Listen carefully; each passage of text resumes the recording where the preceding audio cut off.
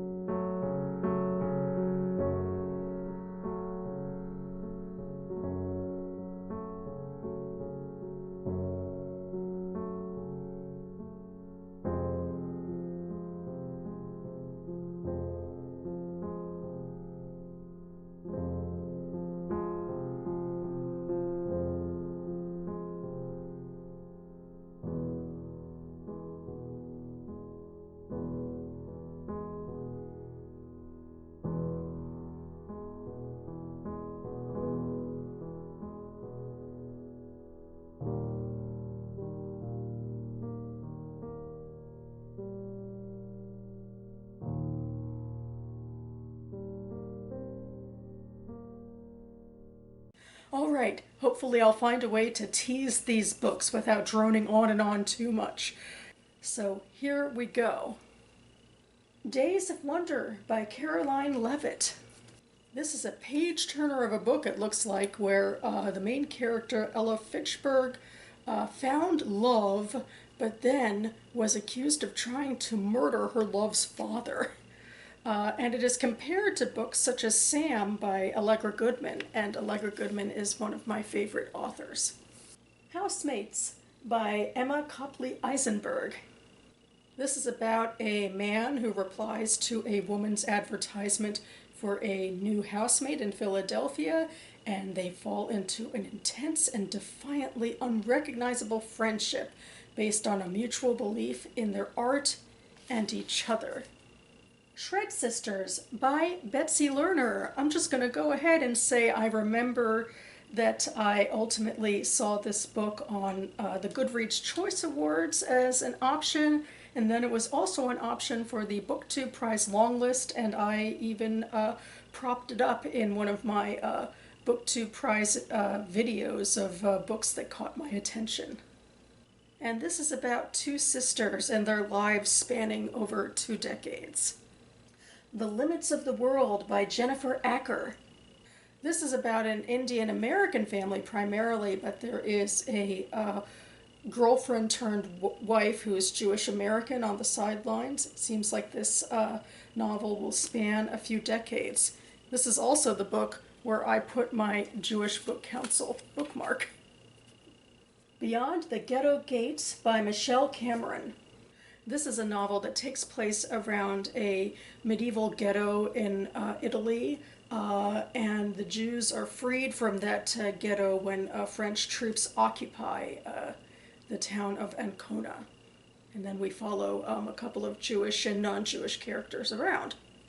Cosella Wayne, or Will and Destiny by Cora Wilburn. What I primarily remember about this one is that this is a reprint of a novel by a much earlier Yiddish American writer.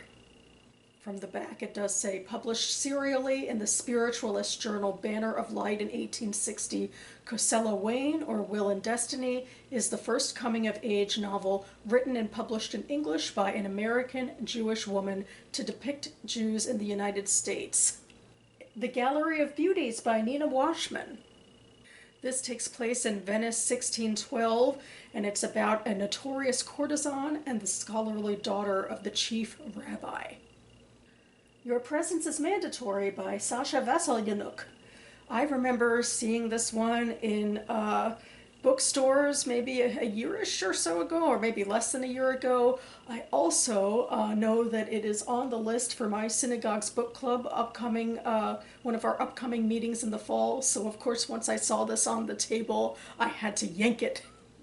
And this is a story that begins by following a Ukrainian Jew in Hitler's Germany, and then it moves into following him through the Soviet era and the choices he and his family have to make to survive. Caspian Rain by Gina Beeb Nahai. This is one of the books that's going to be at my top of the Goodreads next year, and I have a yearly resolution to try to skim the top of that TBR and the books that have been on it the longest, like this one.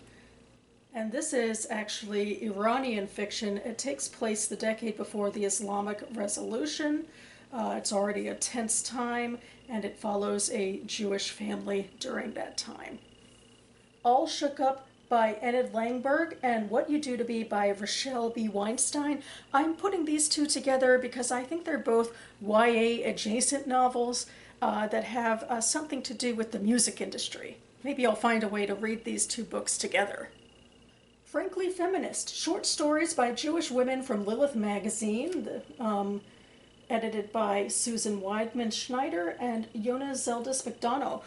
This is another book of Jewish short stories that I want to add to my arsenal. I try to find ways to read Jewish short stories throughout the year for various reasons. Don't Forget to Write by Sarah Goodman Confino and Welcome Home Caroline Klein by Courtney Price. These two books I also see as similar, as somewhere between maybe chick lit and romance, maybe a bit of a lighter contemporary touch about people in the world having their relationships and going on adventures. Cult classic by Sloane Crosley. I was also unduly excited to find this book after reading Sloane Crosley's memoir recently for the BookTube Prize. And during that time, I was remembering I already had a book of hers on my TBR, and this one is it. This one might have a little bit of a surrealist bent where the main character gets caught up in what seems like a conspiracy of old boyfriends.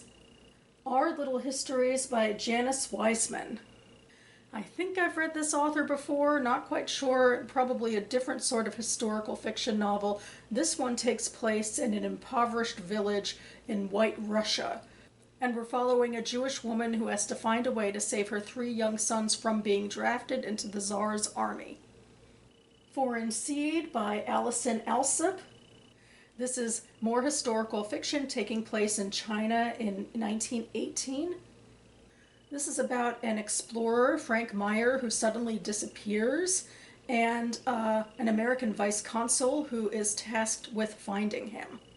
And then it turns into a moving testament to friendship, faith, and the resilience of the human spirit.